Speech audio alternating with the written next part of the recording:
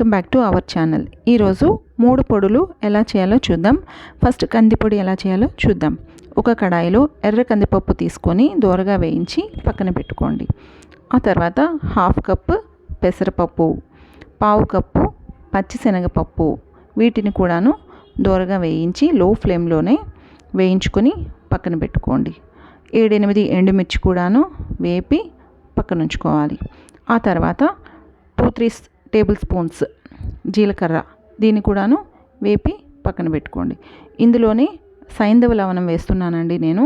ఇది వేస్తే చాలా టేస్ట్గా ఉంటుంది. దీన్ని కూడాను లైట్గా వేపి పక్కన పెట్టుకోవాలి. ఇందులో ఇంగువ వేసి మిక్సీ చేసుకొని ఒక డబ్బాలో స్టోర్ చేసుకుంటే సరిపోతుంది. కందిపొడి అయితే చాలా మంచి ఫ్లేవర్తో ఎక్కువ రోజులు స్టోర్ ఉంటుంది. నెక్స్ట్ మనం కరివేపాకు పొడి ఎలా చేయాలో చూద్దాం. ఒక కడాయిలో కొద్దిగా నెయ్యి వేసుకుని పచ్చిశనగపప్పు, కొద్దిగా మినప్పప్పు వేయించుకోవాలి. లో ఫ్లేమ్లోనే వేయించుకుంటే మంచి అరోమా వస్తుందండి.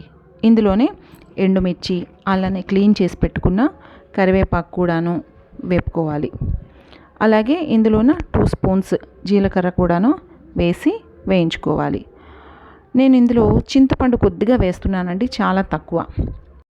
లాస్ట్లో నేనైతే ధనియాలు వేసుకుంటున్నాను. ఇవైతే ఆల్రెడీ వేయించి పెట్టినవే, సో అందుకని నేను లాస్ట్లో వేసుకుంటున్నాను. ఇందులో కొద్దిగా ఉప్పు, ఇంగువ వేసి మిక్సీ చేస్తే ఇంకంతే, కరివేపాకు పొడి రెడీ అయిపోతుందండి. నెక్స్ట్ మనం మునగాకు పొడి, సర్వరోగ నివారణి అండి ఇది. అది ఎలా చేయాలో చూద్దాం. ఒక కడాయిలో పచ్చిశనగపప్పు 2 స్పూన్స్ తీసుకున్నాను. దీన్ని కూడాను లో ఫ్లేమ్లోనే వేయించి పక్కన పెట్టుకోవాలి. ఆ తర్వాత ఇందులోనే కొద్దిగా మినప్పప్పు, ఇది కూడాను లో ఫ్లేమ్లో మంచి వాసన వచ్చేంత వరకు వేయించుకోవాలి. 2 స్పూన్స్ జీలకర్ర కూడాను ఇందులోనే వేపి పక్కన పెట్టుకోవాలి. ఆ తర్వాత ఇవి ఆల్రెడీ వేయించిన ధనియాలే కాబట్టి నేను లాస్ట్లో వేస్తున్నాను. జస్ట్ వేగిన తర్వాత వీటన్నిటిని తీసి పక్కన పెట్టుకోండి. తర్వాత కడాయిలో 1 కప్పు నువ్వులు తీసుకున్నానండి. నువ్వులు వేస్తే ఈ పొడికి చాలా మంచి వాసన, మంచి టేస్ట్ అనేది చాలా వస్తుందండి. చాలా బాగుంటుంది కూడాను. దీన్ని కూడాను లో ఫ్లేమ్లో మంచి కలర్ వచ్చే వరకు వేయించి పక్కన పెట్టుకోండి. తర్వాత ఒక 6-7 ఎండుమిర్చి కూడాను వేపి పక్కన ఉంచుకోండి. తర్వాత కడాయిలో నెయ్యి వేసుకొని ఇందులోనే ఒక 5-6 వెల్లుల్లిని జస్ట్ దంచి వేస్తున్నాను. ఇవి కూడాను కొంచెం పచ్చిదనం పోయేలాగా వేయించుకోవాలండి.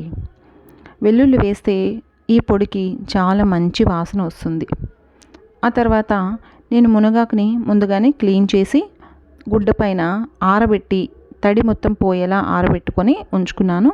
దాన్ని కూడాను నేతిలోనే వేపుతున్నానండి. ఇందులో ఈ పచ్చిదనం పోయేలాగా మొత్తం వేయించుకోవాలి. ఇది పూర్తిగా చల్లారిన తర్వాత ఇందులోనే కొద్దిగా సాల్ట్, ఇంగువ కూడాను వేసి మిక్సీ పట్టుకోవాలి. ఫస్ట్ మనం వేయించుకున్న పొడులన్నీ మిక్సీ పట్టుకొని ఆ తర్వాత వేయించిన మునగాకుని కలిపి మిక్సీ పట్టుకుంటే పొడి చాలా బాగా వస్తుందండి. ఈ పొడులన్నింటికి నేను నెయ్యి ఎందుకు వాడానో తెలుసా? రైస్లో కలుపుకునేటప్పుడు నెయ్యి వాడాల్సిన అవసరం లేకుండా డైరెక్ట్గా పొడి మాత్రమే వేసుకుంటే సరిపోతుందండి. ఇవి ఓన్లీ రైస్లోకే కాదండి, మనకి ఇడ్లీ, దోశ వాటిల్లో కూడాను చాలా టేస్ట్గా అనిపిస్తాయి. మునగాకు పొడైతే ఆ నువ్వుల ఫ్లేవర్తో రైస్లో కలుపుకుంటే చాలా టేస్ట్ అనిపించిందండి. ఇంకా ఫైనల్గా నేనైతే కందిపొడి కలుపుకున్నాను.